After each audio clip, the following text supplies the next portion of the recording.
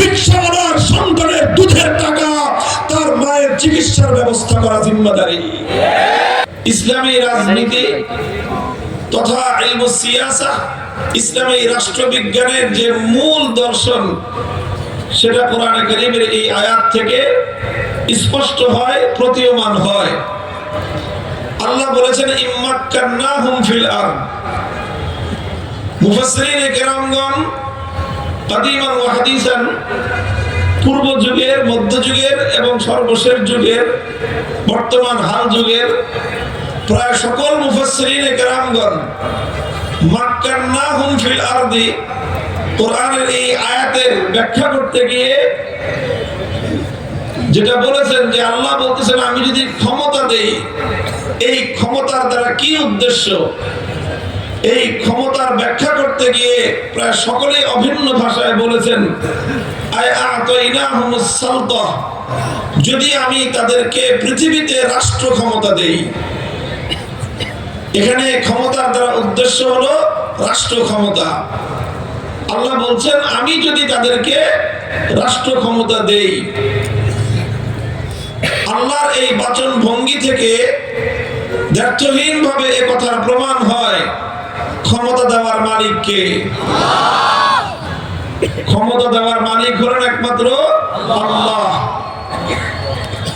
এটাই ইসলামী রাষ্ট্রবিজ্ঞানকে এবং রাষ্ট্র ক্ষমতা সংক্রান্ত ইসলামের যে দৃষ্টিভঙ্গি, কোরআনের যে দৃষ্টিভঙ্গি, মানব রচিত অন্য সকল রাজনৈতিক মতবাদের তুলনায় ইসলামকে যে জায়গাটায় ভিন্ন করে দেয়, আলাদাভাবে ইসলামের দৃষ্টিভঙ্গি তুলে ধরে, সেটা হলো এই জায়গায় ইসলাম মনে করে পৃথিবীর মালিক, জমিনের মালিক, রাষ্ট্রের মালিক প্রকৃত অর্থে সৃষ্টিকর্তা হিসেবে আল্লাহ। আল্লাহ পাক রব্বুল আলামিন এই জমিনকে মাখলুকের জন্য, মানুষের জন্য ব্যবহার করার অধিকার দিয়েছেন। আল্লাহ পাক রব্বুল আলামিন এই পৃথিবীর মালিকানা কাউকে হস্তান্তর করেন নাই। সুতরাং মালিক যেহেতু আল্লাহ, এই জন্য আল্লাহ এভাবে বলেছেন ইম্মাক্কান্নাহুম ফিল আরদি, আমার মালিকানাধীন ক্ষমতা যদি আমি কাউকে দান করি, ক্ষমতা কাউকে দেওয়ার মালিকও কে? আবার যাকে আল্লাহ ক্ষমতা দেন, চাইলে তার কাছ থেকে ক্ষমতা ছিনিয়ে নেওয়ার মালিকও একমাত্র কে?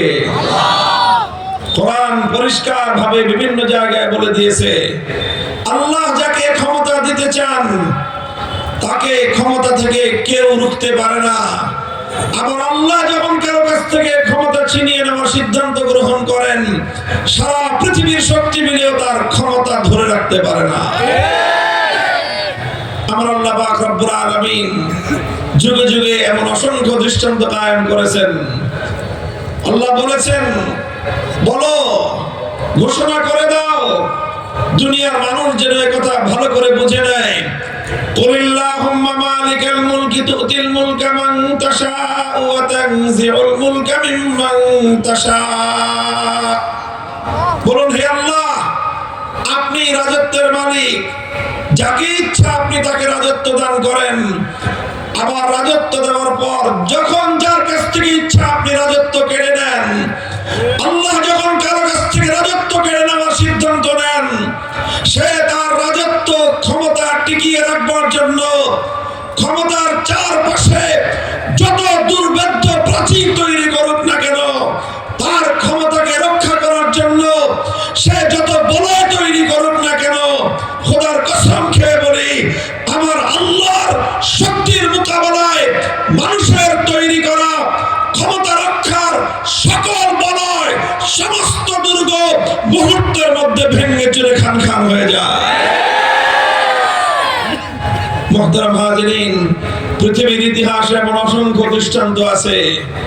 আমাদের সৌভাগ্য, বর্তমান প্রজন্মের সৌভাগ্য যে আল্লাহ পাক রব্বুল আলামিন এই দেশের মাটিতে আমার আল্লাহ ক্ষমতাকে কেমন ভাবে নিয়ন্ত্রণ করেন, কিভাবে আল্লাহ চাইলে ক্ষমতা কেড়ে নিতে পারেন, তার একটি ঐতিহাসিক দৃষ্টান্তের সাক্ষী হওয়ার তৌফিক আল্লাহ আমাদেরকে দান করেছেন।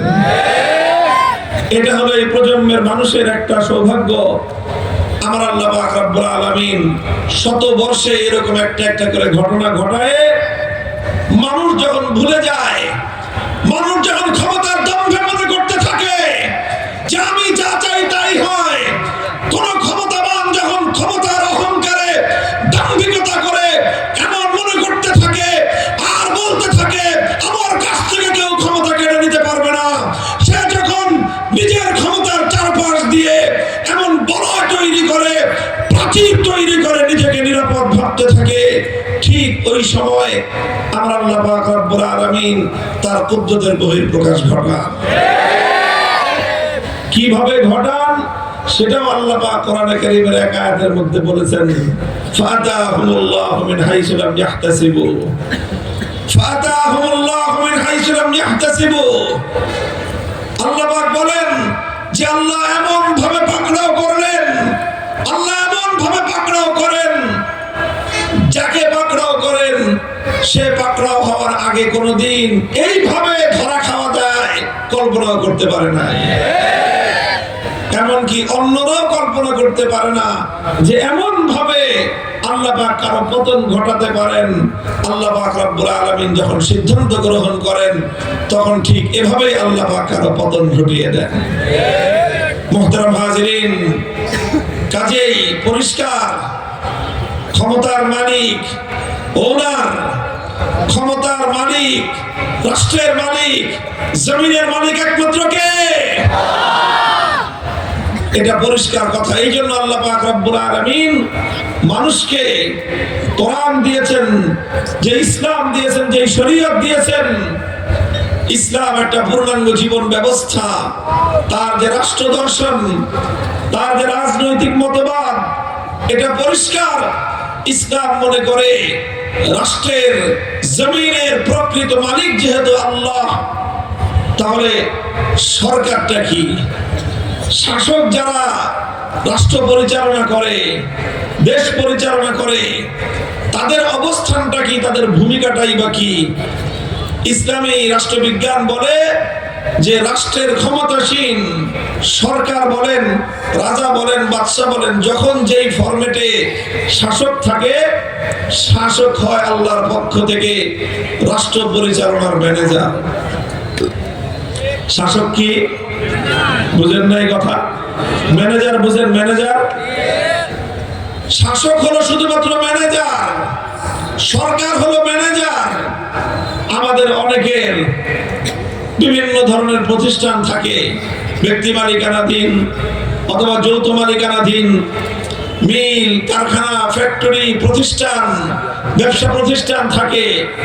এই সকল ব্যবসা প্রতিষ্ঠান, মিল, কারখানা পরিচালনা করার জন্য মানুষ নিজেদের নিজস্ব বিভিন্ন ধরনের কর্মকর্তা কর্মচারী নিয়োগ দেয়, আর গোটা সকলকে পরিচালনা করার জন্য একজন ম্যানেজার নিয়োগ দেয়। তো দেখা যায় যে ব্যবসা প্রতিষ্ঠানের, মিল, কারখানা, ফ্যাক্টরির যাবতীয় কার্যকলাপ ম্যানেজারে ডিল করে। কাউকে পণ্য বিক্রি করতে হলে ম্যানেজার করে, কারো কাছ থেকে কিছু কিনে সেটাও ম্যানেজার কেনে, কাউকে যখন মূল্য পরিশোধ করে তো ম্যানেজার টাকা দিয়ে দেয়। সকাল থেকে সন্ধ্যা পর্যন্ত সব কার্যকলাপ ম্যানেজারই নিজে সহস্তে এটা ডিল করে এবং পরিচালনা করে। এটা করতে করতে কখনো যদি কোনো ম্যানেজার নিজের এই যে প্রতিষ্ঠানে সে চাকরি করে, হঠাৎ করে যদি সে নিজেই এই প্রতিষ্ঠানকে নিজের মালিকানাধীন মনে করে আর নিজেকে যদি প্রতিষ্ঠানের মালিক ভাবা শুরু করে, আপনারা বলেন প্রকৃত মালিক এই ম্যানেজারের সাথে কেমন আচরণ করবে? ঘাটটা ধাক্কা ধরে বের করে দিবে, বলবো যে আমি তোমাকে ম্যানেজারের চেয়ারে বসিয়েছি বলে তুমি ম্যানেজার, আমার ইচ্ছার উপর তোমার চাকরি নির্ভরশীল। মুহতারাম হাজিরিন, এই জন্য ম্যানেজার চাইলেই সে তার প্রতিষ্ঠানের মধ্যে সবকিছু করতে পারে না, বরং তাকে সবসময় মালিকের ইচ্ছা এবং অভিপ্রায়টাকেই লক্ষ্য রাখতে হয় এবং মালিকের নির্দেশনা বাস্তবায়ন করার জন্যই ম্যানেজার তার কার্যকলাপ করতে বাধ্য থাকে। ঠিক তদ্রূপ যে কোনো রাষ্ট্রের সরকার রাষ্ট্রের মধ্যে যা ইচ্ছা তা করতে পারে না, জনগণকে যেভাবে ইচ্ছা সেভাবে শাসন করবার অধিকার রাখে না, বরং এই রাষ্ট্রের, এই জমিনের, এই ভূপৃষ্ঠের মালিক হলেন আল্লাহ। আল্লাহ পাক তার মাখলুককে পরিচালনা করার জন্য, মানুষকে শাসন করার জন্য নিয়ম দিয়েছেন, রুলস দিয়েছেন, রেগুলেশন দিয়েছেন। আল্লাহ পাক রব্বুল আলামিন নীতিমালা দিয়েছেন। রাষ্ট্রের সরকার আল্লাহর পক্ষ থেকে ম্যানেজার হিসেবে আল্লাহ প্রদত্ত সেই নীতিমালাগুলো জনগণের উপর প্রয়োগ করতে বাধ্য। আল্লাহর বিধানকে উপেক্ষা করে সরকারের পক্ষে জনগণকে শাসন করার জন্য নিজস্ব কোনো খোদাদ্রোহী আইন তৈরি করবার অধিকার নাই। এটাই হলো ইসলামের সাথে অন্য সকল রাজনৈতিক মতবাদের সবচেয়ে বড় পার্থক্যের, মৌলিক পার্থক্যের জায়গা এটা। ইভেন গণতান্ত্রিক যে মতবাদ রয়েছে, গভর্নমেন্ট অফ দ্য পিপল তারা বলে, ইসলাম বলে গভর্নমেন্ট অফ দ্য আল্লাহ। আল্লাহর ইচ্ছায় শাসক সরকার পরিচালনা করবে, আল্লাহর বিধান অনুযায়ী সরকারকে রাষ্ট্র পরিচালনা করতে হবে। আল্লাহর বিধানের বাইরে গিয়ে শাসন কার্য পরিচালনা করার অধিকার কোন সরকারকে আল্লাহ দান করেন না। মুহতারাম হাজিরিন, এটা একটা মৌলিক কথা আমি বললাম। এই জন্য আল্লাহ বলছেন, আমি যেহেতু ক্ষমতার মালিক, ইম্মাক্কান্নাহুম ফিল আরদ আতাওয়াইনাহুম ফিল আরদ ওয়া আতাইনাহুমাস সালতা। আল্লাহ বলতেছেন, আমি যখন ঈমানদারদেরকে রাষ্ট্র ক্ষমতা প্রদান করি, আমি যখন তাদেরকে ক্ষমতার মসনদে আসীন করি, আমি আল্লাহ প্রদত্ত ক্ষমতা প্রাপ্তির পর ঈমানদারদের আচরণ কেমন হয়, তাদের কার্যকলাপ কেমন হবে, আল্লাহ বললেন চারটি কাজ অগ্রাধিকারের ভিত্তিতে তারা সর্বপ্রথম পরিচালনা করবে। আকামুস সালাত, নামাজ কায়েম করবে, যাকাত ব্যবস্থা বাস্তবায়ন করবে, আমর বিল মারুফ, সৎ কাজের আদেশ জারি করবে, ওয়া নাহা আনিল মুনকার, যাবতীয় অন্যায় এবং পাপাচারের বিরুদ্ধে তারা নিষেধাজ্ঞা জারি করবে। এই চার কাজ করা, এটা আল্লাহর পক্ষ থেকে নির্দেশিত। যে কোনো ঈমানদার ক্ষমতাসীন হওয়ার পর সে যদি আসলে ঈমানদার হয়ে থাকে, আল্লাহর কোরআনে যদি সে বিশ্বাসী হয়ে থাকে, তাহলে এই কার্যক্রমগুলো পরিচালনা করা তার জিম্মাদারি আর দায়িত্ব। মুহতারাম হাজিরিন, মনে করতে পারেন অনেক মানুষ যে নামাজ কায়েম করা, যাকাত ব্যবস্থা বাস্তবায়ন করা, এগুলোর জন্য আবার সরকার লাগে নাকি, বা এগুলো সরকারের দায়িত্ব হবে কেন? ইসলামের দুশমনেরা, ইহুদি খ্রিস্টানরা, তারা দীর্ঘ শতাব্দীর পর শতাব্দী পরিশ্রম করে করে, মেহনত করে করে, ষড়যন্ত্রের মাধ্যমে ঈমানদারদের মন মগজের মধ্যে কিছু বিভ্রান্তি তৈরি করতে সক্ষম হয়েছে। তার মধ্যে অন্যতম একটা বিভ্রান্তি হলো এইটা যে সাধারণ মানুষরাও এখন মনে করে নামাজের সাথে, রোজার সাথে সরকারের কি সম্পর্ক? আমার নামাজ আমি পড়ব, আমার যাকাত আমি দিব, এটার সাথে রাষ্ট্র এবং সরকারের কি সম্পর্ক থাকতে পারে? এটাই হলো ব্যাপকভাবে সাধারণ মানুষের ধারণা।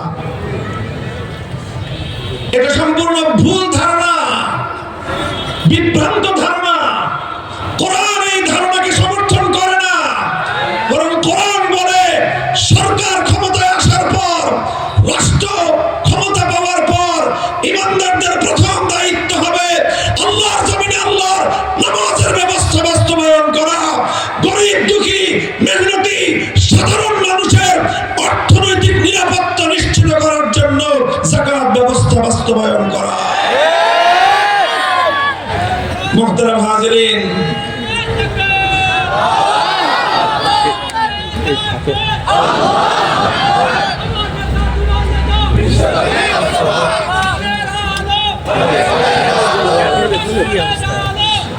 এই জন্য মুহতারাম হাজিরিন, নামাজ একদিকে যেমনি ভাবে মুমিনের পরকালীন মুক্তির শর্ত, হাদিসের মধ্যে নবী আকরাম সাল্লাল্লাহু আলাইহি ওয়াসাল্লাম বলেছেন, মিফতাহুল জান্নাতিস সালাহ, জান্নাতের চাবি হলো নামাজ। নামাজ কি? জান্নাতের চাবি। চাবি ছাড়া যেমন তালা খুলে না, নামাজ ছাড়া এই হাদিস দ্বারা বোঝা যায় জান্নাতে যাওয়া সম্ভব নয়।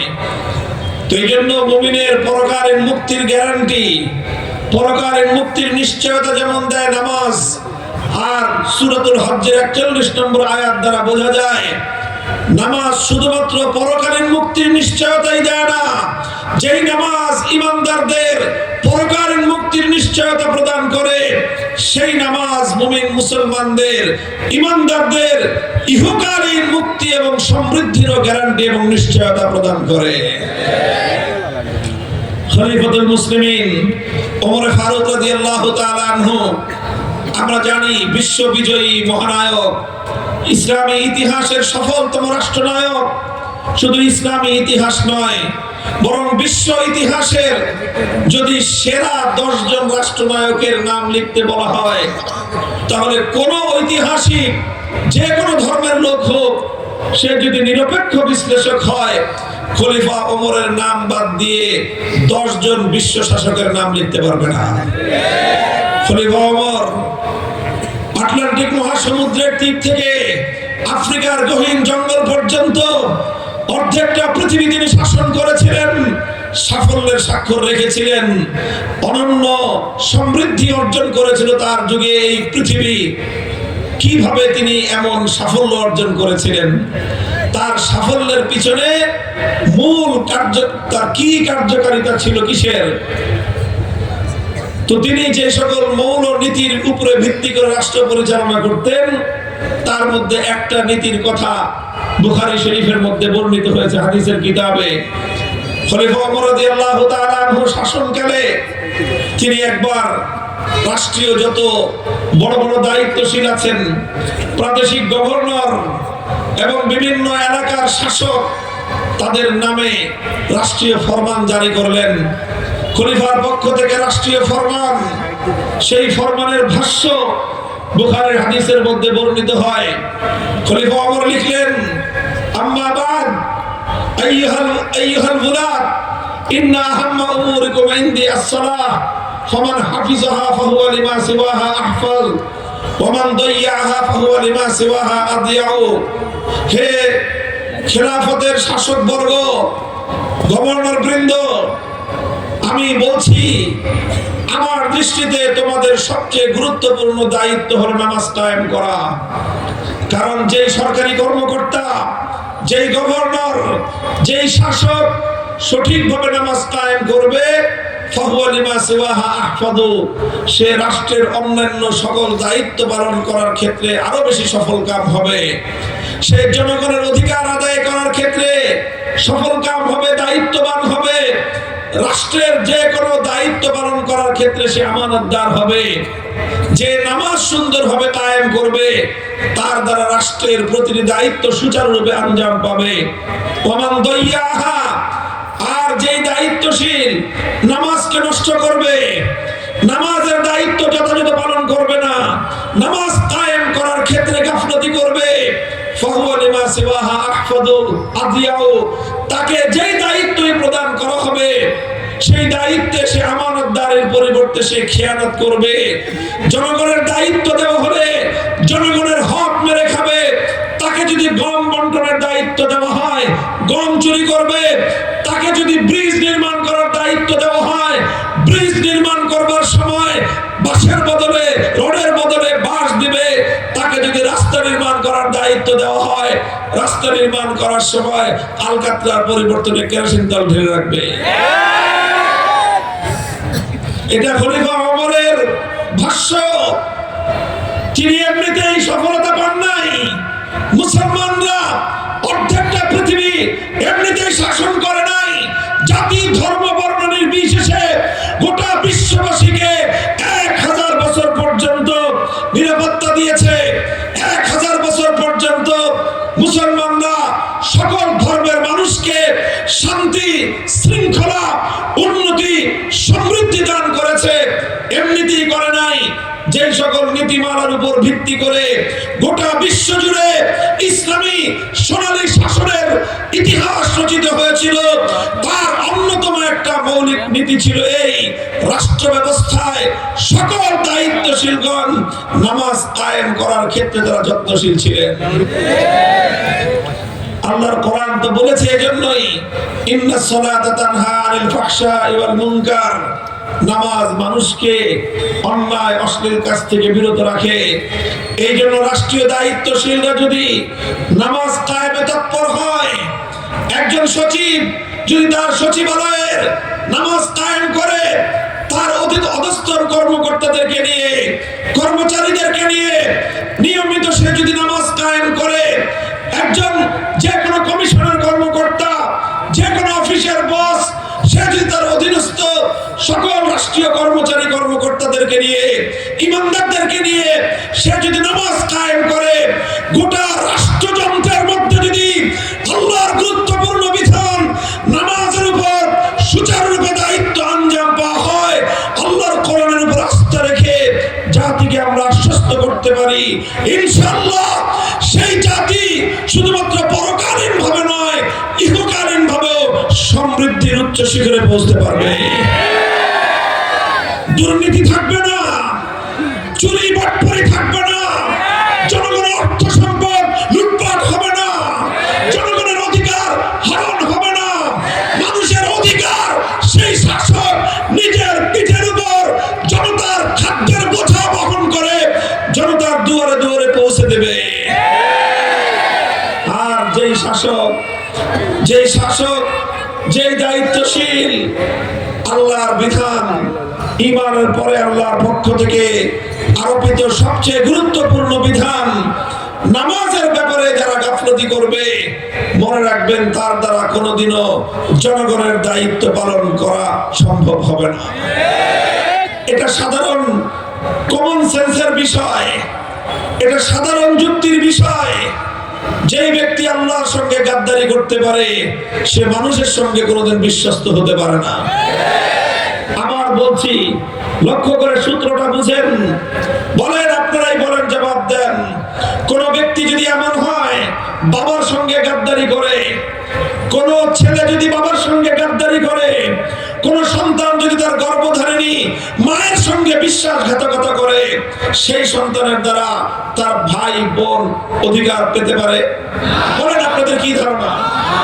আরে ভাই, যেই সন্তান বাবার প্রতি বিশ্বস্ত থাকতে পারে না, যে সন্তান মায়ের প্রতি বিশ্বাসঘাতকতা করতে পারে, আল্লাহর কসম খেয়ে বলি, সেই সন্তানের দ্বারা কোনদিন তার ভাই প্রাপ্য হক পেতে পারে না, বোন প্রাপ্য অধিকার পেতে পারে না, এলাকাবাসী তার দ্বারা তার কাছ থেকে তাদের প্রাপ্য অধিকার কোনদিন পেতে পারে না।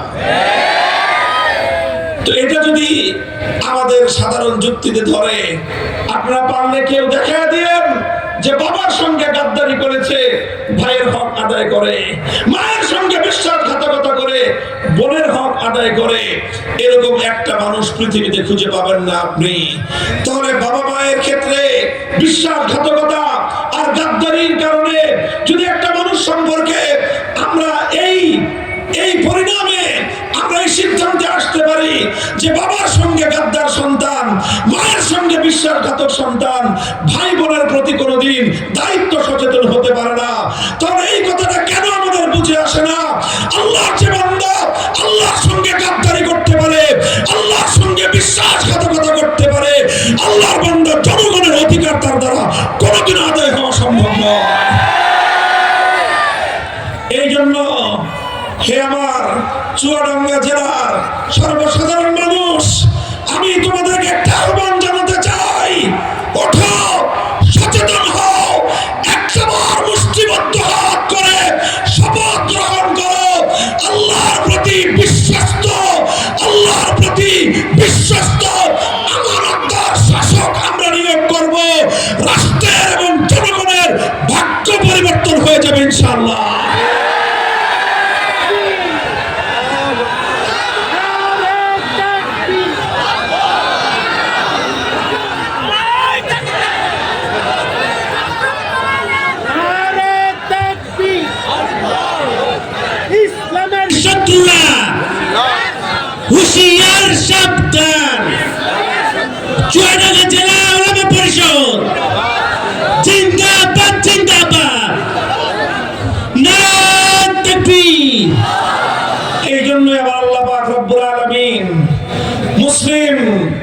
শাসক মুসলিম সরকার ইমানদার বিশ্বাসী মানুষ যখন ক্ষমতায় আসবে, আল্লাহ তাদেরকে দায়িত্ব দিয়েছেন সর্বপ্রথম নামাজ কায়েম করো, সমাজ থেকে 80% দুর্নীতি বন্ধ হয়ে যাবে ইনশাআল্লাহ। আজ আমার বাংলাদেশ, এদেশের জনগণ মাথার ঘাম পায়ে ফেলে তিল তিল করে দেশ এবং জাতিকে উন্নত এবং সমৃদ্ধ করছে। আমি আমার এই রাষ্ট্রকে নিয়ে যথেষ্ট অ্যানালাইসিস, যথেষ্ট গবেষণা, পর্যালোচনা, পর্যবেক্ষণ আমরা করি। আমরা দেখেছি বিগত প্রায় 80 বছর ধরে, কত বছর আমরা ব্রিটিশের জাতকল থেকে স্বাধীনতা অর্জন করেছি 1947 সাল। আজ 80 বছর অতিক্রান্ত হতে চলেছে। 24 বছর পশ্চিম পাকিস্তানি খান পাঠানদের শাসন, এরপরে 71 থেকে 2025 55 বছর দেশীয় শাসক বর্গের রাষ্ট্র পরিচালনা। এই দীর্ঘ সময়ে দেশের মানুষের কিছুটা উন্নতি হয়েছে, ঠিক দেশের উন্নতি হয়েছে, জাতির কিছুটা অর্থনৈতিক জাগতিক উন্নতি হয়েছে। তবে এই উন্নতির পিছনে সরকারের যতটা ভূমিকা, তার থেকে 99 ভাগ বেশি ভূমিকা রাষ্ট্রের সাধারণ জনগণের। এদেশের সাধারণ মানুষ মেহনতি, পরিশ্রমী, হাড় ভাঙা খাটুনি খাটে। কৃষক মাথার ঘাম পায়ে ফেলে ভোর থেকে রাত অবধি ফসলের মাঠে মেহনত করে সোনার ফসল ফলায়।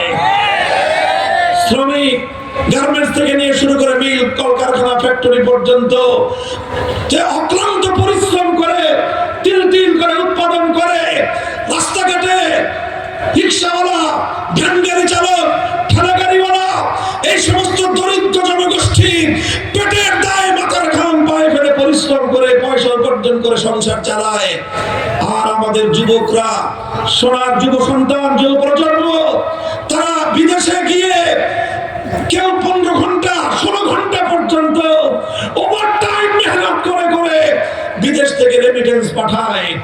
এই সকল রেমিটেন্স যোদ্ধাদের লড়াই আর কৃষকদের মাঠে মেহনত করার ফসল, শ্রমিকদের কলকারখানায় এই অক্লান্ত পরিশ্রম, আর এইভাবে দিন মজুরদের মেহনতের মাধ্যমে অর্থ উপার্জিত হয়। আর সরকার কি করছে? সরকার কৌশল করেছে, পলিসি নির্ধারণ করেছে জনগণের কাছ থেকে কিভাবে এখান থেকে পয়সা সরকারের কোষাগারে নেবে, তার নানা রকম ফন্দি ফিকির আছে।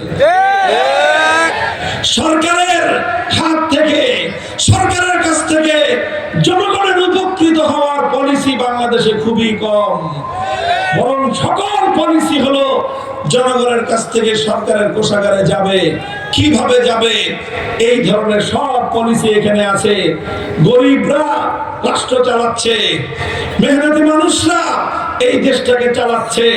আমি হাতে আঙ্গুলে দেখায় দিতে পারবো, কলমে, হাতে কলমে আপনাদেরকে। এদেশের বড় বড় শিল্পপতি যারা আছে, অধিকাংশ ক্ষেত্রেই রাষ্ট্রকে তারা সহযোগিতা করে না। অধিকাংশ শিল্পপতিরা ট্যাক্স ফাঁকি দেয়, সরকারকে ট্যাক্স দেয় না। ব্যাংকগুলো থেকে শত শত কোটি, হাজার হাজার কোটি টাকা নিয়ে অধিকাংশ শিল্পপতি যারা বড় বড় বিশাল টাকা পয়সার মালিক, বাড়ি গাড়ির মালিক, এরা প্রায় সকলেই, এদের যে অ্যাসেটের চেয়ে এদের লায়াবিলিটি বেশি। অর্থাৎ এদের যা সম্পদ, সেই সম্পদের চেয়ে এদের ঋণ বেশি। আমি বলে দিলাম, আপনারা হিসাব মিলে দেখেন। যারা সমাজে সচেতন আছেন তারা এই কথা ভালো করে বলতে পারবেন। তারা ঋণ নেয়, এই বড় লোকরা ঋণ নেয়, ঋণ নিয়ে দামি দামি 3 কোটি 4 কোটি 5 কোটি টাকা দামের গাড়ি হাঁকায়। নিজের জন্য একটা গাড়ি, বিবির জন্য একটা গাড়ি, 2 ছেলে মেয়ের জন্য আরো 2টো গাড়ি। এক বাড়িতে 5টা গাড়ি, মানুষ হলো 4 জন, মানুষ হলো 4 জন, 5টা গাড়ি হাঁকায়। বাড়ি আছে 3টা 4টা পড়ে আছে। অসংখ্য অগণিত টাকার মালিক তারা। দেখতে দেখা যায় আয়েশি বিলাসী জীবন যাপন করে। খবর নিয়ে দেখবেন এক একজনের ব্যাংক লোন, ব্যাংক ঋণ কত, কারো 3000 কোটি টাকা, কারো 4000 কোটি টাকা, কারো 5000 কোটি টাকা। ওর বাপ দাদার 14 পুরুষের সম্পদ বিক্রি করলেও ওই ঋণের ধারে কাছেও হবে না। এভাবেই চলছে লুটপাট। এই ব্যাংকগুলোতে টাকা আসে কোথা থেকে? সাধারণ মানুষ যারা বিশেষ করে মধ্যবিত্ত এমনকি নিম্নবিত্তের মানুষ অল্প অল্প টাকা কামাই করে, সেখান থেকে সামান্য একটু সঞ্চয় করে করে ব্যাংকে নিয়ে জমা রাখে যে 10 বছর 20 বছর 25 বছর পরে গিয়ে আমার টাকাটা কয়েক লক্ষ টাকায় হবে, সে টাকা দিয়ে একটা কিছু করতে পারবো বুড়ো বয়সে। এই জাতীয় মানুষ ডিপিএস করে, এই জাতীয় মানুষ মেয়াদি সঞ্চয় করে, আর তাদের টাকাগুলো ব্যাংকে গিয়ে জমা হয়। আর হাজার হাজার লক্ষ লক্ষ দরিদ্র মধ্যবিত্ত মানুষের টাকাগুলো ব্যাংকে জমা হওয়ার পরে কোন এক শিল্পপতি, কোন এক দুর্নীতিবাজ, কোন এক কালো টাকার মালিক ব্যাংকে এসে ব্যাংকের ম্যানেজার এবং ব্যাংকের ম্যানেজমেন্টকে তাদেরকে ম্যানেজ করে তাদেরকে ঘুষ দিয়ে, তাদেরকে উৎকোচ দিয়ে হাজার হাজার কোটি টাকার লোন স্যাংশন করে নিয়ে যায়। মুহতারাম হাজিরিন, বলছি কারণ এগুলো কেমনে পারে? কারণ গোটা রাষ্ট্রযন্ত্রটাই দুর্নীতির একটা বক্সে পরিণত হয়েছে। দুর্নীতি না করলে রাষ্ট্রযন্ত্রের এই বক্সের মধ্যে ঢুকে ভালোভাবে কাজও করা যায় না। আজ এই অবস্থা, এই কারণে আজ আমাদের এই দশা, লাঞ্ছনা এবং জিল্লতির জীবন যাপন করছি আমরা। অথচ আমাদের 18 কোটি মানুষের মেহনতি 36 কোটি হাত, এগুলো যদি মুষ্টিবদ্ধ হতো, ঐক্যবদ্ধ হতো, মুসলমানদের পবিত্র ভূমিতে কোন দুর্নীতিবাজ, কোন অবৈধ শাসক গোষ্ঠী জনতার অধিকার নিয়ে ছিনিমিনি খেলতে পারত না। মুহতারাম হাজিরিন, এই জন্য নামাজ কায়েম করার কথা আল্লাহ শুরুতেই বলেছেন। নামাজ কায়েম করা এটা যেমন পরকালীন মুক্তির বিষয়, নামাজ কায়েম করা একটি সুন্দর সমাজ গঠনের অন্যতম প্রধান বুনিয়াদ। নামাজ কায়েম করা দুর্নীতি মুক্ত সমাজ গড়ার প্রধান হাতিয়ার। নামাজ কায়েম করা আল্লাহ ভীরু মানুষের আমানতদারির প্রতি সচেতন একটি প্রজন্ম গড়ে তোলবার জন্য নামাজের চেয়ে উত্তম কোন সহায়ক এই পৃথিবীতে নাই। দ্বিতীয় কথা আল্লাহ যেটা বলেছেন, আতামুজ যাকাত, যাকাতের বিষয় নিয়ে আমি আর দীর্ঘ আলোচনা করব না, শুধু এতটুকু কথা বলতে চাই। যাকাত ব্যবস্থা বাস্তবায়িত হলে সমাজের মধ্যে অর্থনৈতিক ভারসাম্য তৈরি হয়। আজ আমাদের সমাজ, জুলাই বিপ্লব হলো, বাংলার দতমান ছেলেরা, হাজার হাজার ছেলে অকাতরে রক্ত দিয়ে বিপ্লব করলো। বাংলাদেশের এমন কোন জেলা নাই যেই জেলার যুবক ছাত্ররা 2024-এর জুলাই আগস্টে দেশকে মুক্ত করার জন্য, বৈষম্যহীন সমাজ গড়ার জন্য রক্ত না দিয়েছে। কথা বলেন ঠিক কিনা? আপনাদের এই প্রান্তিক জেলা, বাংলাদেশের সীমান্তবর্তী জেলা চুয়াডাঙ্গার সন্তানরা, ছেলেরা শাহাদাত বরণ করে নাই, রক্ত দেয় নাই।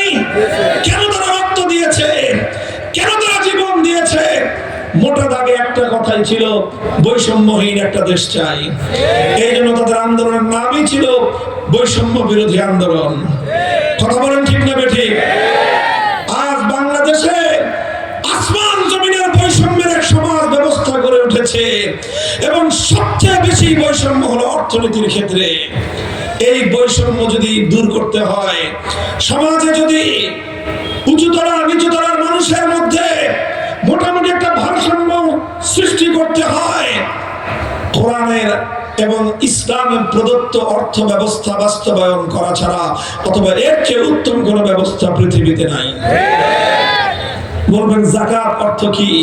আমরা শুধু যাকাতের একটা শাব্দিক অর্থ অথবা একটা পারিভাষিক একটা মিনিং আমরা মুখস্থ করে নিয়েছি। আসলে ইসলামী শরীয়তে যাকাতের যে স্পিরিট, যাকাতের যে মূল চেতনা, সেটা ভিন্ন কিছু। যদি পরিপূর্ণ যাকাতের চেতনা কোন সরকার, কোন রাষ্ট্র পরিপূর্ণভাবে বাস্তবায়ন করতে পারে, সেই রাষ্ট্রের মধ্যে কোনোদিন বৈষম্য থাকবে না। বলবেন হুজুর যাকাতের আবার চেতনা কি? যাকাতের চেতনা আল্লাহর পয়গম্বরের এক হাদিস এবং আল্লাহর কোরআনের একটি আয়াতের দ্বারা পরিষ্কার হয়। কোরআনে কারীমের মধ্যে বলা হয়েছে, কাইলা ইয়াকুনা দুলাতাম বাইনাল আগনিয়া মিনকুম। ইসলাম চায় এমন একটা অর্থ ব্যবস্থা বাস্তবায়ন করতে, আল্লাহর কোরআন চায় এমন একটা অর্থ ব্যবস্থা সমাজে ইমানদারদের মধ্যে বাস্তবায়িত হবে, যেই সমাজে জনগণের সম্পদ, রাষ্ট্রের সম্পদ জাতির সম্পদ একটি ধনিক শ্রেণীর কাছে কুক্ষিগত হবে না। শুধুমাত্র হাতে গোনা কিছু ধনী মানুষ সম্পদের মালিক হবে, আর মাস পিপল প্রায় সকল সাধারণ মানুষ তারা দারিদ্র্যে কষাঘাতে জর্জরিত হবে। ইসলাম কায়েম হলে এই ধরনের বৈষম্যের কোনো সুযোগ থাকবে না। নবী আকরাম সাল্লাল্লাহু আলাইহি ওয়াসাল্লাম যাকাতের কথা বলতে গিয়ে তিনি হাদিসের মধ্যে একটা চমৎকার নির্দেশনা দিয়েছেন, তুখাযু মিন আগনিয়াইহিম ওয়া তুরাদ্দু আলা ফুকারাইহিম, তুখাযু মিন আগনিয়াইহিম ওয়া তুরাদ্দু আলা ফুকারাইহিম। যাকাতের অর্থ হলো ধনীর সম্পদের মধ্যে গরিবের সম্পদের হিস্সা রয়েছে। রাষ্ট্র এবং সরকারের দায়িত্ব হলো ধনীদের সম্পদ থেকে গরিবদের হিস্সা যথাযথভাবে উসুল করে গরিবের ঘর পর্যন্ত পৌঁছে দেয়া। আমরা কি দেখি, আমাদের সমাজে যাকাতের নামে প্রহসন হয়। রমজানের ঈদুল ফিতরকে সামনে রেখে সমাজের এক শ্রেণীর মানুষ যাকাত দেওয়ার একটা প্রহসন করে, আগে ঘোষণা করে যাকাত বিতরণ হবে। হাজার হাজার দরিদ্র মানুষ যাকাতের জন্য সেখানে গিয়ে ভিড় করে, তারপরে সেখানে সেই ভিড় ঠেলে ধাক্কাধাক্কিতে প্রচন্ড মানুষের জনজটে মানুষের অবস্থা নাকাল হয়ে যায়। অর্ধদিন পর্যন্ত ধাক্কাধাক্কি করে মরণপণ যুদ্ধ করে দুপুরের দিকে পায় একটা যাকাতের শাড়ি। কি পায় বলেন? যাকাতের শাড়ি। এই সমাজ নাম দিয়েছে যাকাতের শাড়ি, নাম দিয়েছে যাকাতের লুঙ্গি। যাকাতের আবার শাড়ি কি জিনিস? ইসলামী শরীয়তের মধ্যে যাকাতের শাড়ি এই জাতীয় শব্দ প্রয়োগ করার কোনো সুযোগ নাই। যাকাতের লুঙ্গি, যাকাতের শাড়ি, এটা দেওয়ার জন্য হাজার হাজার গরিবদেরকে একত্রিত করে তাদের মধ্যে ধাক্কাধাক্কি সৃষ্টি করে প্রতি বছর 2, 4, 5 জন 10 জন গরিব পদপিষ্ট হয়ে নির্মমভাবে তারা মৃত্যুর করে ঢলে পড়ে। আর এইভাবে যাকাত নিয়ে সমাজের মধ্যে তামাশা করা হয়। এটার নাম যাকাত। যাকাতের অর্থ হলো গরিবের যে হিস্সা, গরিবের যে অধিকার রয়েছে ধনীর সম্পদের মধ্যে, সেই অধিকার ধনীর কাছ থেকে নিয়ে গরিবের ঘরে ঘরে পৌঁছে দেওয়ার নাম যাকাত ব্যবস্থা। মুহতারাম হাজিরিন, আরেক হাদিসে আল্লাহর পয়গম্বর বলেছেন, ইন্না ফিল মালি হাক্কান সিওয়া যাকাত। ধনীর সম্পদের মধ্যে যাকাত ছাড়াও দরিদ্রের অধিকার রয়েছে। যারা মনে করে শুধু যাকাত দিলেই সমস্ত গরিবের হক আদায় হয়ে যায়, এটা ভুল ধারণা। ধনীর সম্পদে আল্লাহ রাসূল বলেছেন যাকাত ছাড়াও গরিবের হক এবং গরিবের অধিকার রয়েছে।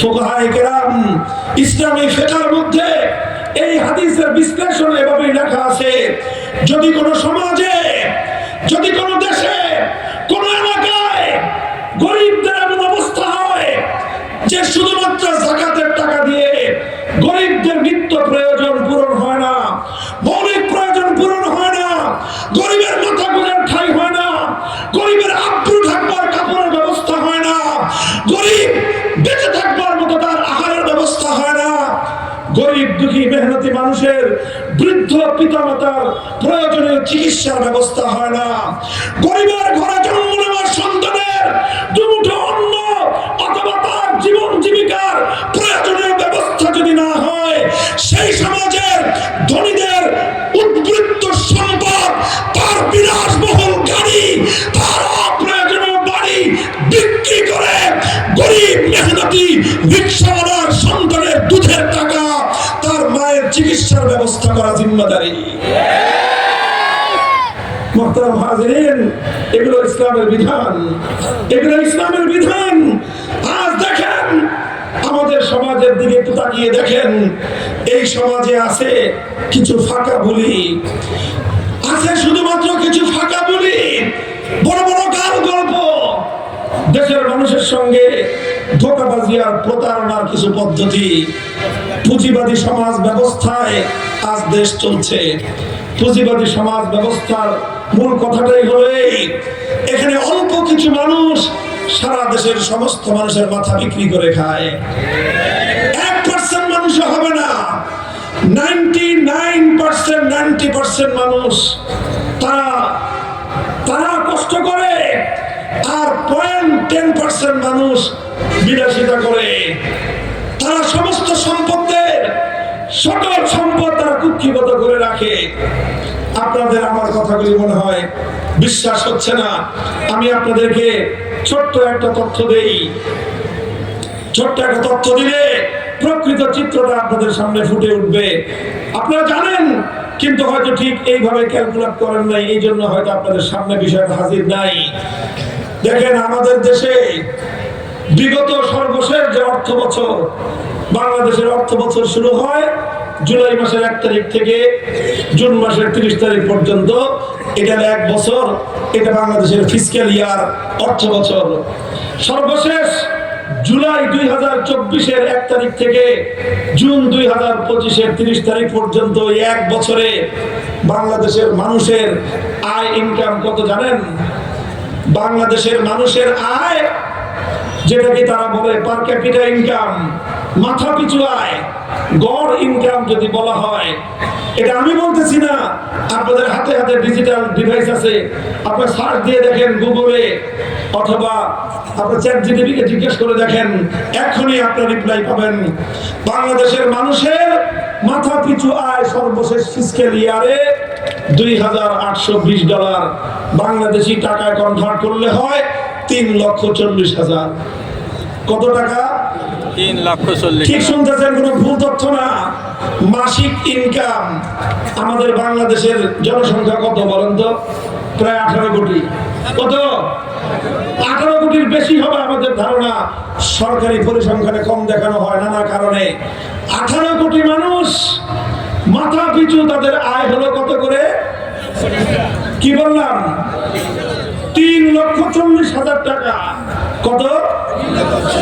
প্রতি মাসে 3,40,000 টাকা বাংলাদেশের মানুষ গড়ে আয় করে, গড়ে। এবার আমি এই যে হাজার হাজার জনতা, এখানে শহর এলাকা, এটা গ্রাম এলাকা তো না। কাজে এই চুয়াডাঙ্গার সব গরিব দুঃখী এসে এখানে, টাঙ্গাইল এসে এখানে মাহফিল শুনতেছে, ব্যাপারটা তো এমন না। চুয়াডাঙ্গা শহরের মোটামুটি মাঝারি স্তরের অসংখ্য মানুষ এখানে আছেন। একটু হাতখানা তোলেন তো দেখি, কয়জন আছেন এখানে যে প্রতি মাসে 3,40,000 টাকা কামাই করেন? বলেন, আছেন একজনও? একটা লোক নাই এত হাজার মানুষের মধ্যে যে লোকটা 3,40,000 টাকা মাসে কামায়। তাহলে কেমনে আমাদের সকলের মাথা পিছু আয় 3,40,000 টাকা হলো কেমনে? কিভাবে হলো বলেন? এটা তো আমি কোনো বানোয়াট মিথ্যা তথ্য দিচ্ছি না। আপনি দেখেন, সার্চ দিয়ে দেখেন, 3,39,000 সামথিং বলে। এটা তো আরো কয়েক মাসের আগের রিপোর্ট। এখন তো ডলারের দাম আরো বাড়ছে, 3,40,000-এর বেশি হবে। তো 3,40,000 টাকা কোন বাপের বেটা কামাই করে? তাহলে কিভাবে 18 কোটি মানুষের মোট ইনকাম, গড় ইনকাম 3,40,000 টাকা হয় কিভাবে? হয় কিভাবে বুঝেন? এটা হলো গড় হিসাবের ভাওতাবাজি। এটা হলো গড় হিসাবের শুভঙ্করের ফাঁক। শুভঙ্করের ফাঁকটা কেমন? এক বেটা খুব স্মার্ট, খুব আপনার উচ্চ শিক্ষিত, হায়ার এডুকেটেড, সে সব কিছু ক্যালকুলেশন করে করে রাস্তা হাঁটতে হাঁটতে এক জায়গায় গিয়ে দেখে সামনে একটা খাল। চিন্তা করতেছে খালটা পার হওয়া যাবে কি যাবে না। তো পরে দেখে পাশে একজন কৃষক আছে, চাষা ভুষা, ডাক দিয়ে বলছে, এই চাষা, আমি কি এই খাল পার হতে পারবো? বলে যে না না, এই খালের মাঝখানে অনেক পানি, ঠাই হবে না আপনার। তো সে যেহেতু সবকিছু ক্যালকুলেশন করে চলে, তো বলতেছে, তুমি তো কৃষক মানুষ, তুমি তো ক্যালকুলেশন জানো না, আমি হিসাব করে দেখি পার হওয়া যাবে কিনা, তুমি আমাকে ইনফরমেশন দাও, তথ্য দাও। কি তথ্য? খালের মাঝখানে কতটুকু পানি? বলে খালের মাঝখানে 5 হাত পানি। খালের ওই পারে কয় হাত পানি? খালের ওই পারে 1 হাত পানি। খালের এই পারে কয় হাত পানি? এই পারে 1 হাত পানি। এবার তিনটা যোগ দাও, 5 + 1 + 1 কত হলো? 7। এবার 3 জায়গা থেকে স্যাম্পল নিছো, এবারে 7-কে 3 দিয়ে ভাগ দাও। 7-কে 3 দিয়ে ভাগ দিলে কত হয়? 2.25 সামথিং। কথা ঠিক কিনা? 3.33। তার মানে এই খালের মধ্যে গড়ে পানি আছে 2.5 হাত। গড় পানি কত? এই 2.5 হাত পানি। এখন সে নিজের হাত থেকে মাপে, দেখে 2.5 হাত বেশি দূর না, হাঁটুর একটু সামান্য উপর হয়।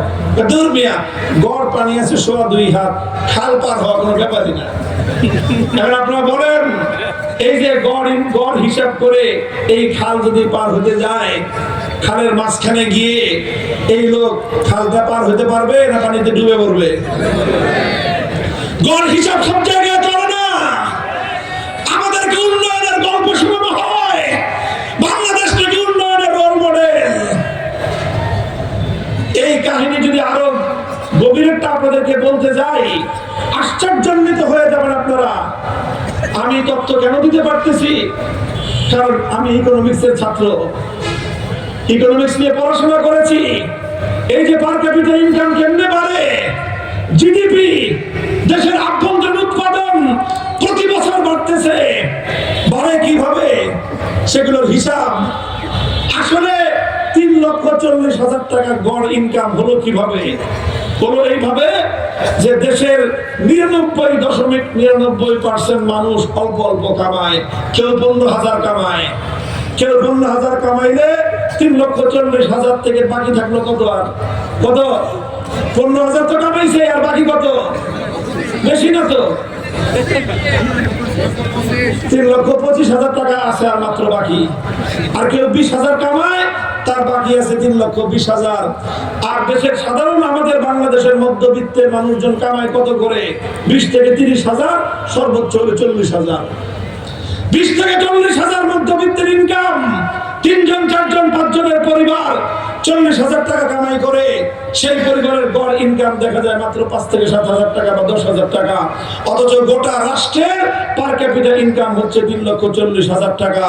বাকি টাকা কোথায় আসে, কে কামায়? বাকি টাকা কামায় 0.10% মানুষ। কেউ কামায় 1,000 কোটি টাকা, কেউ কামায় 10,000 কোটি টাকা, কেউ কামায় 50,000 কোটি টাকা।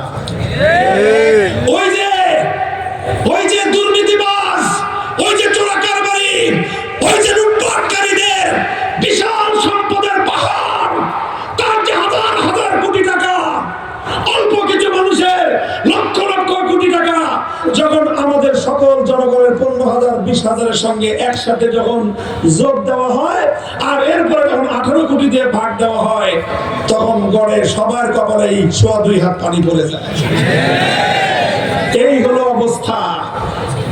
এটা তো আমি কোনো গান গল্প বললাম না, আপনাদেরকে আপনার দেশের পরিসংখ্যান দিয়ে আমি হিসাব বুঝাই দিলাম। আল্লাহর কসম খেয়ে বলি, ইসলামী অর্থ ব্যবস্থা যদি কায়েম হয়, কোন রাষ্ট্রের 3,40,000 টাকা গড় ইনকাম হবে, অথচ সেই দেশের 99% মানুষ 15 থেকে 40,000 টাকা কামাই করবে। আকাশ পাতাল এই বৈষম্যের দেয়াল ভেঙে মাটিতে গুড়িয়ে যাবে।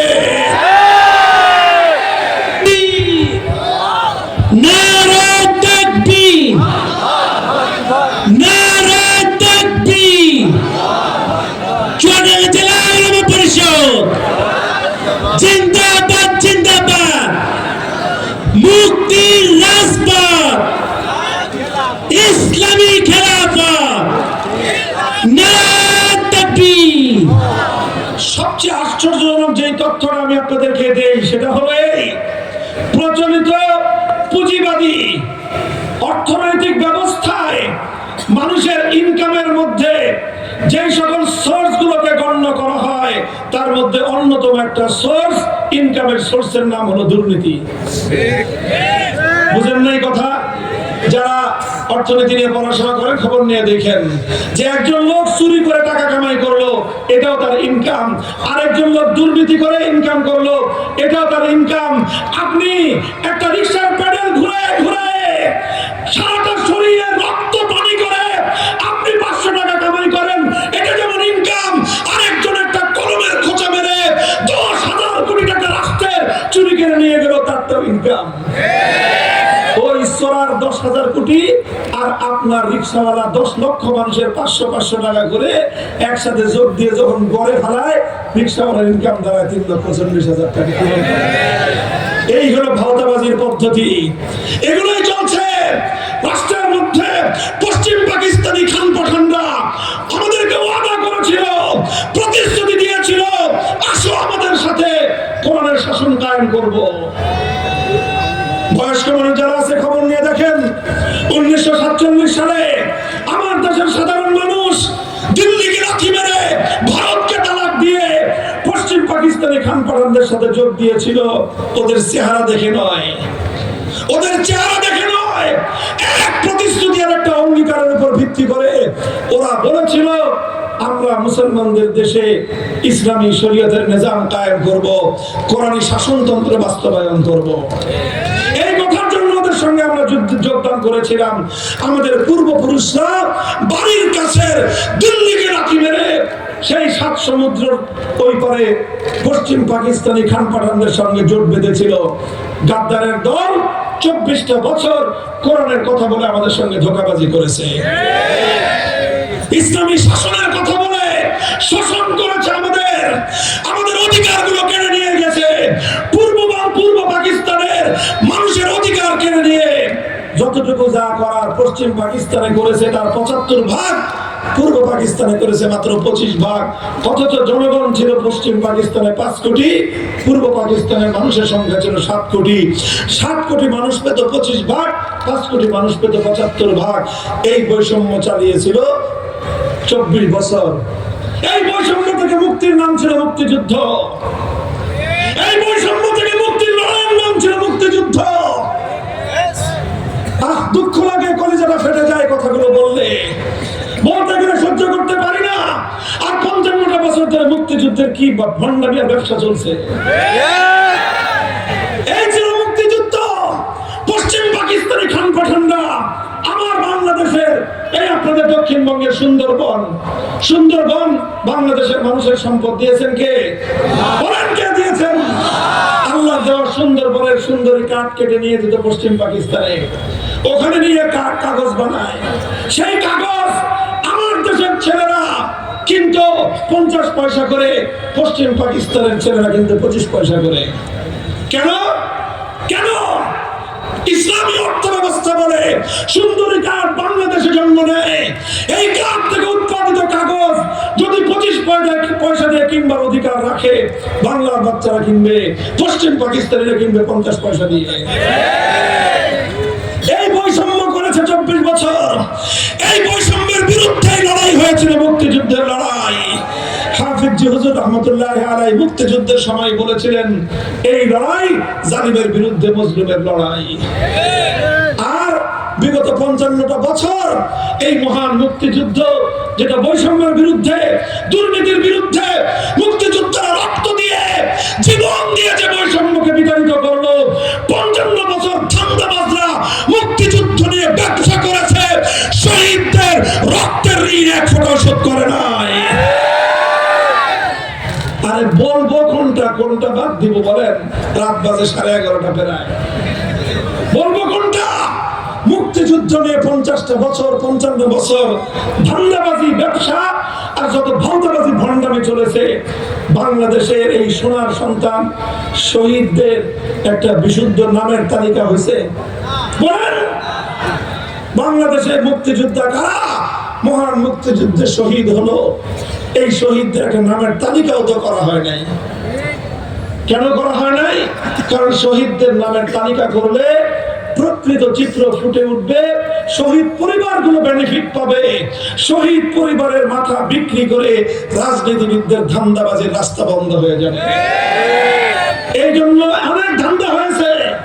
মুক্তিযুদ্ধ নাম নিয়ে তোমরা অনেক স্লোগান দিয়েছো, কিন্তু মুক্তিযুদ্ধের শহীদদের নামের তালিকাটা তোমরা করতে পারলা না। আমরা তো রাষ্ট্র ক্ষমতা পাই নাই।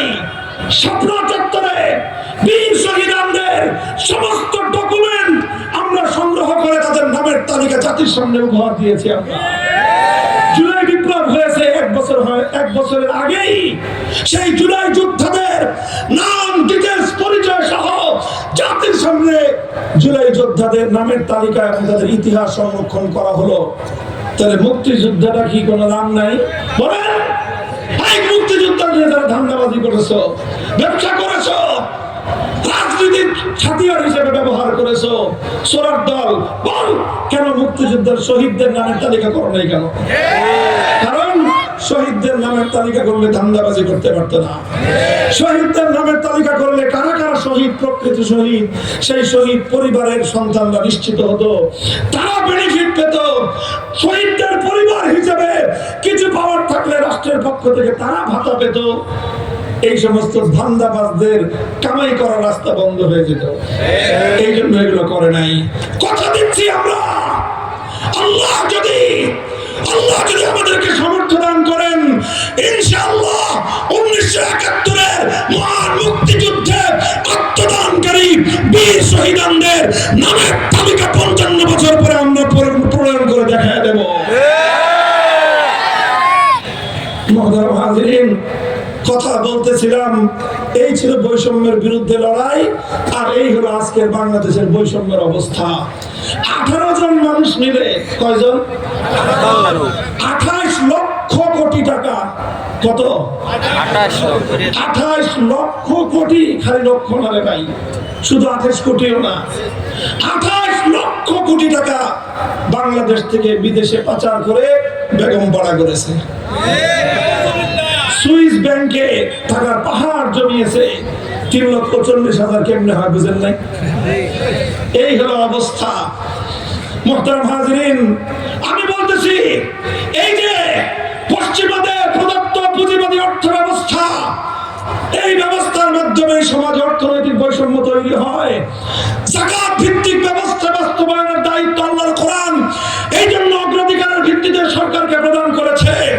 সরকার ক্ষমতায় আসবার পর যদি সে ইমানদার হয়ে থাকে, বিশ্বাসী হয়ে থাকে, আল্লাহকে বিশ্বাস করে, আল্লাহর কোরআনকে যদি সে বিশ্বাস করে, তাহলে সে যাকাত ব্যবস্থা বাস্তবায়ন করবে। যাকাত ব্যবস্থা বাস্তবায়ন করলে লক্ষ কোটি টাকা যে কামাই করলো, তার লক্ষ কোটি টাকা থেকে একটা পার্সেন্টেজ চলে আসবে অটোমেটিক গরিবের কাছে। এই জন্য কোনদিন যাকাত ভিত্তিক সমাজের মধ্যে আকাশ পাতাল বৈষম্য তৈরি হবে না। হে বাংলার মুক্তিযোদ্ধার সন্তানেরা, হে বাংলার জুলাই যোদ্ধারা, আসো শপথ করো, একটা দেশ, একটা জাতি আমরা গড়ব, যেই জাতি হবে সত্যিকার ইনসাফপূর্ণ সমাজ, সত্যিকার বৈষম্যহীন একটি সমাজ। জুলুম শাসনকে কবরে পাঠিয়ে বৈষম্যহীন সমাজ গড়তে চাই। এই সমাজ গড়তে যদি চাও, ধান্দাবাজদের, দুনিয়ার চোর বাটপারদের দেওয়া সমাজ ব্যবস্থা দিয়ে সম্ভব নয়।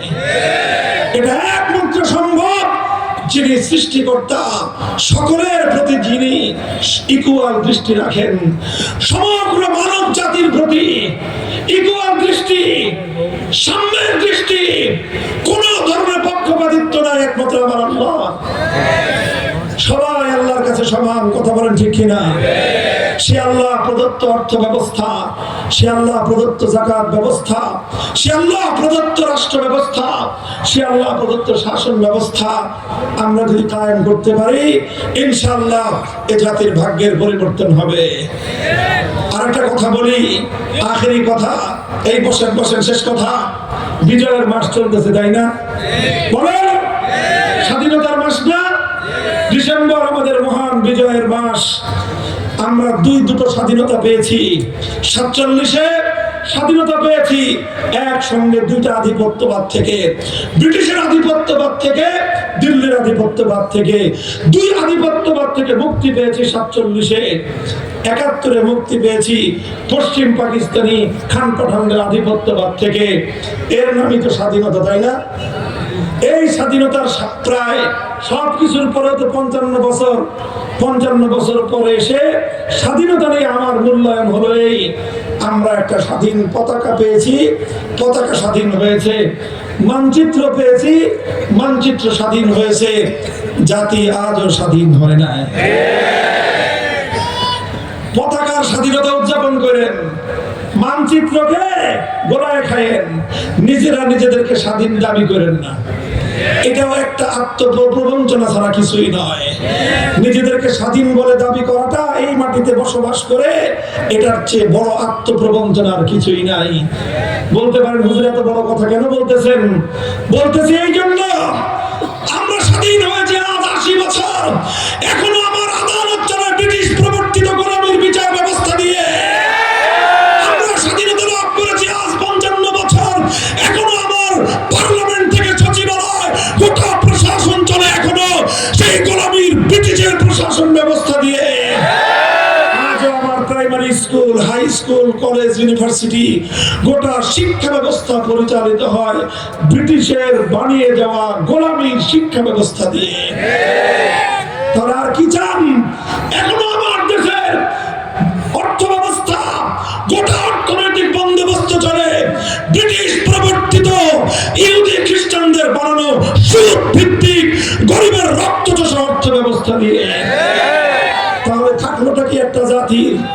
আরে যেই জাতির বিচার ব্যবস্থা গোলামীর ব্যবস্থা, যেই জাতির আদালত চলে গোলামীর বিচার ব্যবস্থা দিয়ে, যেই জাতির সচিবালয় পার্লামেন্ট চলে গোলামীর শাসন ব্যবস্থা দিয়ে, যেই জাতির শিক্ষা ব্যবস্থা চলে, শিক্ষা প্রতিষ্ঠান চলে গোলামীর শিক্ষা ব্যবস্থা দিয়ে, যেই জাতির অর্থ ব্যবস্থা চলে গোলামীর অর্থনীতি দিয়ে, সেই জাতি স্বাধীনতার গান গাইতে পারে, স্বাধীনতার পতাকা ওড়াতে পারে, সেই জাতির ঘরে স্বাধীনতার সুফল আসতে পারে না। এই জন্য একটা জিনিসের ফেরি করে যায়, হে বাংলার মুসলমান, 270 বছরের লড়াই চলছে আমাদের। কত বছর বলেন? কত বছর? 270 বছর। 1757 সাল থেকে 1947 সাল, 190 বছরের লড়াই ব্রিটিশের বিরুদ্ধে। 1947 থেকে 1971, 24 বছরের লড়াই স্বৈরাচারী পশ্চিম পাকিস্তানি খান পাঠানদের বিরুদ্ধে। 1971 থেকে 2025, 55 বছরের লড়াই আমাদের স্বদেশের চোর বাটপাড়ার শোষকদের বিরুদ্ধে। এই হলো 270 বছরের লড়াই। 300 বছরের বঞ্চিত, নিপীড়িত আমার বাংলার মুসলিম জনতা, এবার জেগে ওঠো, হাতে হাত রাখো, মুষ্টিবদ্ধ হাত তুলে শপথ করো, আগামীর বাংলাদেশ হবে ইসলামের বাংলাদেশ, আল কোরআনের বাংলাদেশ।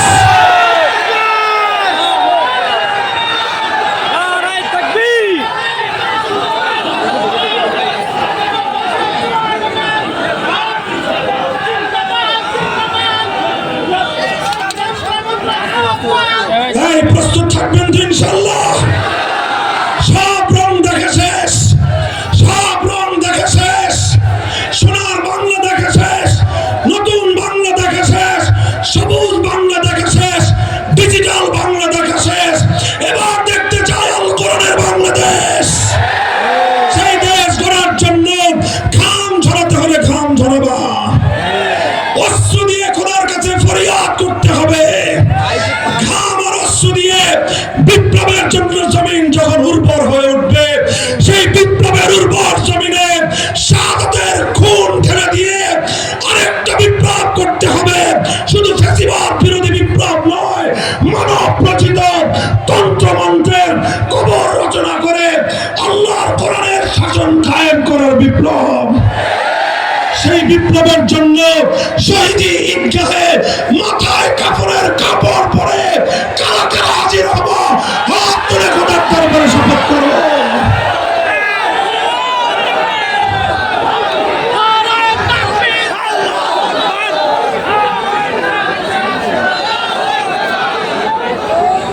আল্লাহ আপনাদেরকে কবুল করেন। এইগুলো কি শুধু মুখের কথার কথা বলার জন্য আর শোনার জন্য না, বাস্তবায়নের জন্য? শপথ করেন, শপথ কার কাছে? ইনশাআল্লাহ আমরা আমাদের দেশটাকে আল্লাহর নির্দেশনায় গড়ে তুলবো ইনশাআল্লাহ। আল্লাহর দেওয়া ব্যবস্থা ছাড়া কোন ব্যবস্থায় ঈমান মুমিন মুসলমানদের উন্নতি নাই, সম্মান নাই, মর্যাদা নাই। আল্লাহ আমাদেরকে সঠিক বুঝ দান করেন। ওয়া আখিরু দাওয়ানা আলহামদুলিল্লাহি রাব্বিল আলামিন।